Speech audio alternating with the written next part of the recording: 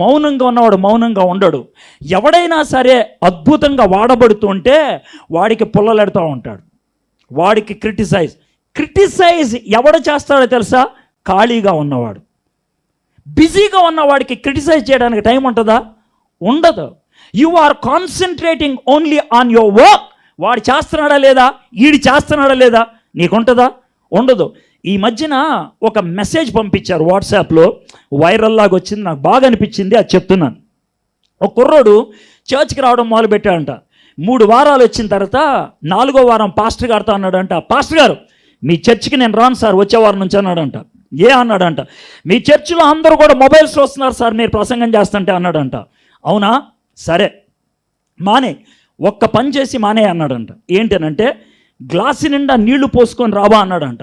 పోసుకొని వచ్చాడు. సార్ ఇదిగోండి మీరు చెప్పినట్లు నీళ్లు పోసుకొచ్చాను. ఓకే, ఈ గ్లాసు నిండా నీళ్లు ఉన్నాయి కదా, ఈ గ్లాసు తీసుకొని చర్చి చుట్టూ 2 రౌండ్లు తిరుగు, ఒక్క చుక్క కూడా కింద పడకూడదు అన్నాడంట. అంటే మనోడు జాగ్రత్తగా చర్చి చుట్టూ 2 సార్లు తిరిగాడంట. ఆ టైంలో పాస్టర్ గారు ప్రసంగం చేస్తున్నాడు. అయిపోయిన తర్వాత, పాస్టర్ గారు మీరు ప్రసంగం చేసే అంత టైంలో చర్చి చుట్టూ 2 సార్లు తిరిగాను సార్, ఒక్క చుక్కు కూడా కింద పడలేదు అన్నాడంట. Very good. మరి ఆ టైంలో సంఘంలో ప్రజలు ఏం చేస్తున్నారు నీకు తెలుసా అన్నాడు.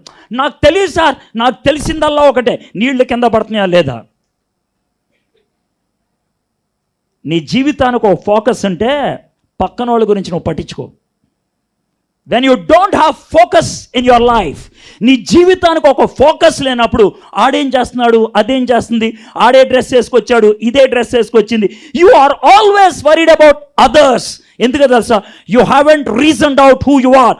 నువ్వెవరువో నువ్వు గుర్తించలేదు, నువ్వెవరువో.